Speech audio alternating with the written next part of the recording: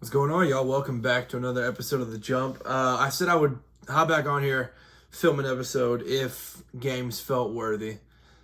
We had two games today. One was a good game for a while. South Carolina ends up pulling away, but the other certainly made it worth it. So, couple different things to talk about. These two big games, but then the key points from them. So we'll get straight into it. The South Carolina and Virginia Tech game, the Beamer Bowl, was a great game for three quarters. Through three quarters, it was 10-8. It was defenses playing extremely well, quarterbacks playing pretty solid, but not good enough to be able to put points on the board. And one of them's a little controversial because Nick Harbor was definitely in. But South Carolina ends up winning 24-11. But the fourth quarter, they did it. Two touchdowns. One was Vakari Swain on a punt return, first punt return since 2012 for South Carolina. And then the Lenore Sellers Nick Harbor connection for like 65 yards or whatever it was. That was electric as well. So Lenore Sellers, in my opinion, improved his stock of having a chance to win Heisman for sure. He goes 12 for 19, 209 yards, added 25 yards rushing on top of that, and had a touchdown each, one passing, one rushing. So he balled out. As for Virginia Tech, nothing to hang your head on. Like this was a South Carolina defense that was playing with their heads on fire, playing really well, and your defense played extremely well too. So the receiver core, the running back room, I liked a lot of what I saw out of Virginia Tech. The South Carolina offense was able to move it, but couldn't score at times. They get to the 50, it feels like, and stall out a little bit. But I mean, South Carolina goes into that game and doesn't. Oh, they still haven't allowed a touchdown in this season. That's just a crazy thing to say. But here we are. This was the Beamer Bowl. Like I said, it was a fun game. This was a game that South Carolina should have treated this way, and how they won this game. So it was an awesome game. The defense was just ferocious. Fred Johnson, Dylan Stewart were incredible. DQ Smith was also very, very good. The Hokies, though, with all the transfers, I think this is a team that we'll see continue to get better throughout the year. So not a whole lot to say about this one. There was some good, some bad, and it was a fun game overall. It was a perfect 3 o'clock week one on a Sunday. It was awesome. So that game was a lot of fun. 24-11, South Carolina gets through as they try to make their playoff push in 2025.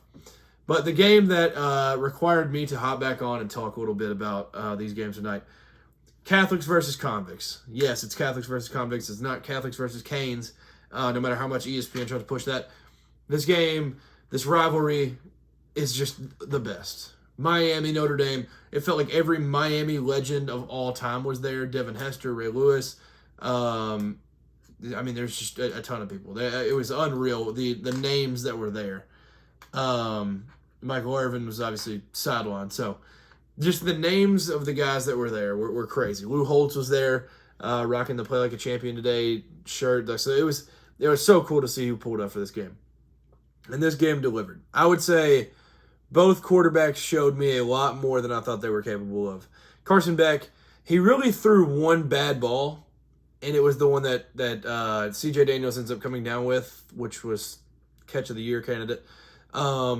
And C.J. Carr played really, really well. So Carson Beck gets blamed for all these things last year at Georgia, transfers over, plays incredible. He just looks super poised, looks super under control, played a really, really good game, in my opinion. Went 20 for 31, 205, and 2 touchdowns. So not a great average. I mean, he was 6.6 yards per throw. But, like, other than that, he did what they needed. He did exactly what they needed. C.J. Carr, on the other hand, this guy, first start, hadn't ever thrown a pass in college before. He played extremely well, in my opinion. The one interception is insane. It was just Reuben Bain just being an absolute freak of nature in like a 37-man tip drill. But he played really well. Yeah, he made the bad decision late that I'll probably get to in a little bit, of him just throwing the ball, getting the intentional grounding, which had the 10-second runoff, all this.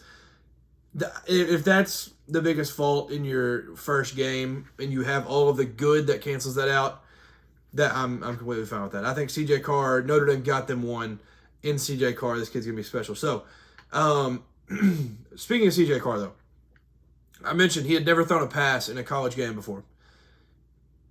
They have the best running back in college football, and I'm not sure if Mike Denbrock knows that. At halftime, Jeremiyah Love had 4 carries for 13 yards. He ends up only getting 6 in the second half, 33 carries. But just the way he runs and just the feeling that you can get when he has the ball in his hands, it's unreal. He, literally the first carry in the second half, I think it was his 5th carry, that carry gets called back, but he breaks one outside, hurdles, gets him inside like the 5, like right away. It was like 20 yards. It's unreal. This guy is an absolute freak, the best running back in college football.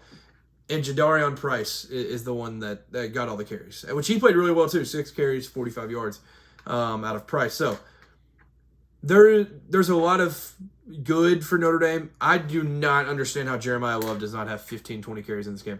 Like I said, C.J. Carr never thrown a pass. I thought they're definitely handing it off first, second play probably, just getting into the flow of things. It's like when a backup quarterback comes in, they hand it off right away.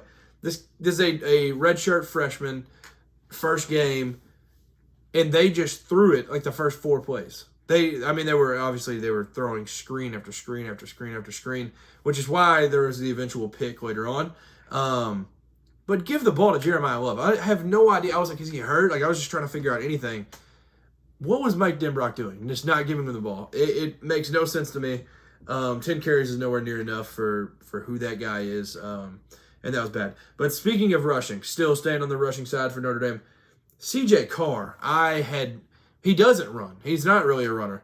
Kenny Minchie's the one with the wheels. So when they name C.J. Carr, you think you know what you're getting, and we may have just got another Riley Leonard. He's not going to be quite Riley Leonard, but it's a number 13 with the gold domes, and he was running the ball very well. The QB draw that scored the touchdown was great. There were runs early in the game that were great. It was awesome to see. So shout out to C.J. Carr. This dude is an absolute baller.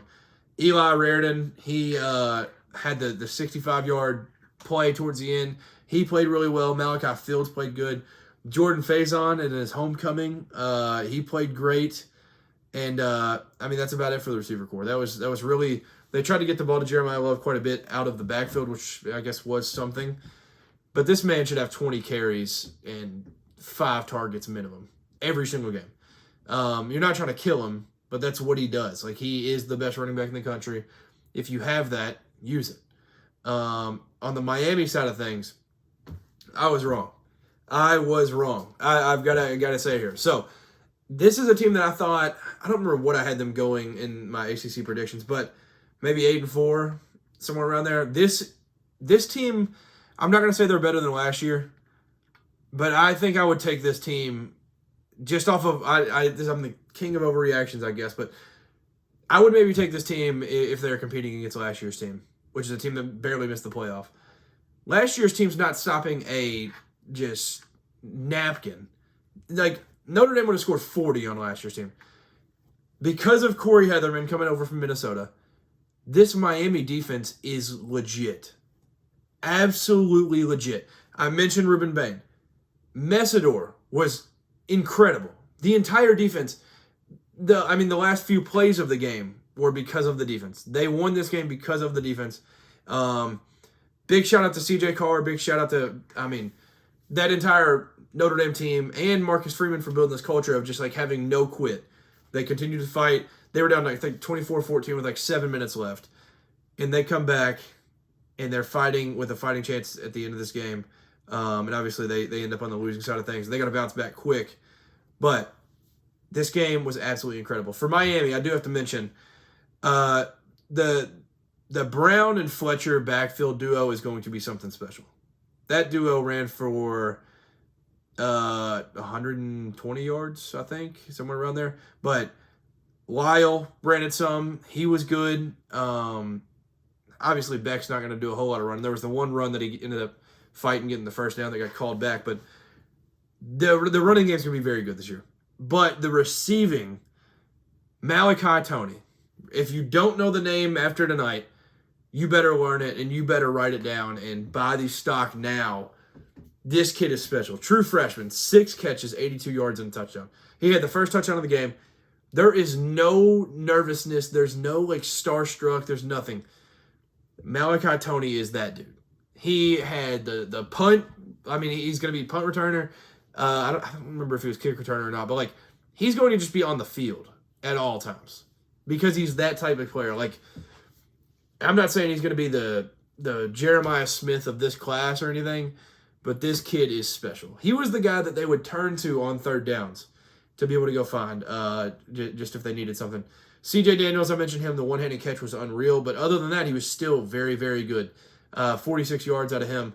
The 6-year senior receiver, he's just really, really solid for him. Keelan Marion's going to be good. I mentioned Brown and Fletcher.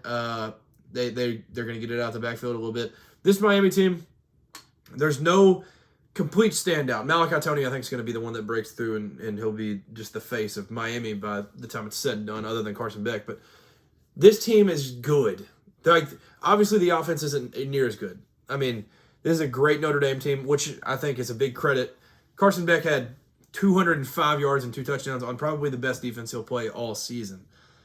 And he did that to this team. This team might be better than last year's Miami team. It's crazy. I also thought Notre Dame for a long time, mostly all offseason, I was like, that's probably the best offensive line in the country. Maybe there's some others that are in the argument. I never gave enough credit to Miami. That offensive line dominated. There was a couple plays where that Notre Dame pass rush was able to get to him a little bit. Boubacar Traore, he played really good. There were a few different guys that ended up playing pretty well. But overall, that Miami offensive line was absolutely spectacular. So both of these teams, I think, are legit. Like I said, Notre Dame's got to hurry up and figure this out because they're turning right around on they have a bye week, and then they're going back home playing in South Bend against number 19 Texas A&M. Texas A&M struggled a little bit with UTSA, but they're right back to it. And then they have a Purdue, but then they have at Arkansas. That's a sneaky one. They have Boise. Like, it's not going to slow down at all. So Notre Dame's got to kind of turn it around a little bit, and I think if they win that Texas A&M game, they're right back on a playoff path. But for Miami, I mean, the state of Florida might just be back. Florida beat Long Island. Obviously, they're not great. We don't know how good they'll be, but Florida State beating Alabama, Miami beating Notre Dame, it's unreal. And then Miami has the thing with, like, they don't leave the state of Florida until they play SMU, which is November 1st, which is just crazy. They play Bethune-Cookman at home. They play South Florida, who's also really, really good. South Florida looks crazy. They play them at home. Then they play Florida. Then they play at Florida State. Then Louisville at home. Stanford at home. And then they finally leave the state. So this Miami team is going to be special. This team is awesome. I'm trying to make sure I just don't miss anything because this game was awesome. This game, like I said, 24-14 with like 7 minutes left. There's the no giving up in Notre Dame. So they go down, kick the field goal, 3 and out, go down, score. C.J. Carr, this kid is an absolute baller. I am excited to see what he can do for Notre Dame in the future. I think Mario Cristobal now, what is he, in year 3? Yeah, year 3. Might be 4. I don't know. Years are running together now. But he's getting his thing. He's getting it all figured out. Like, the recruits are coming in, developing. They're getting the right transfers that they want. Bringing over Corey Heatherman was incredible. Shannon Dawson talked super highly of Carson Beck in the offseason. And I've always been pretty high on Carson Beck. I've never been the type to hate on the guy too much. Social media does enough of that. But, man, this kid Carson Beck, man. He looked very good. And, he's going to put up numbers this year under Shannon Dawson. So he's got weapons. There's not like the Restrepo, but he's got dudes out there that are going to be able to catch it for him this year and make plays happen. So this team, Miami, they are going to be special. They play Florida in week 4. So that game's going to be absolute cinema because they're both awesome. September 20th. So I guess that's it. Catholics and Convicts. This was absolutely amazing. I'm trying to think if I forgot anything else. I mean, the crowd was incredible. One of the best crowds I've ever seen for a Miami home game. Just the whole event. This Sunday night, it was absolutely perfect. This game was amazing in every way. I'm sure I'm forgetting a few things, and as soon as I stop recording, I'm definitely going to remember, but I think that's it for now for that game. So, the ACC, as of right now, this is like blowing my mind because going into the year, I was kind of high. I thought Florida State would be better. I thought Miami would be all right, maybe down from last year. I thought Louisville would be good. I thought Duke would be good. But we've got a whole different thing here. Clemson seems more down to earth than what we thought. They lose to LSU. I think there's just a pack at the top that's going to be just crazy. With Clemson, Georgia Tech, I mean, they looked pretty good. They played really bad and won on the road. So they'll be good. SMU, Florida State, Miami, Duke, I think is going to be really good. Like Louisville, like the top of the ACC, it's not the SEC or Big Ten, but it is so much better than what it was last year. And there's so many teams I could see just end up winning this thing. I mean, for heaven's sake, like Virginia is going to put up points and probably knock somebody off. Pittsburgh is going to be right there in the mix. This is unreal what the ACC has turned into just 1 year in. Just a 1 year turnaround, and they've got it like this. So, absolutely insane. They, this conference is going to be special. They're going to be exciting this year. And then the last thing I think I need to talk about is Lee Corso. Not so fast, my friend. He ended up going 6 for 6 on his final game day picks. That's all. There was one guy that put like $10 on it, made $1,300. That was awesome. He chose Tennessee over Syracuse. He chose Florida State over Bama, South Carolina over Virginia Tech, Miami over Notre Dame, LSU over Clemson, Ohio State over Texas. No better way to go out. Salute to an incredible career. What a run for Coach Corso. I think that'll do it. I don't think there's anything else that I need to mention. I'll probably be back tomorrow night as long as that game's not an absolute stinker.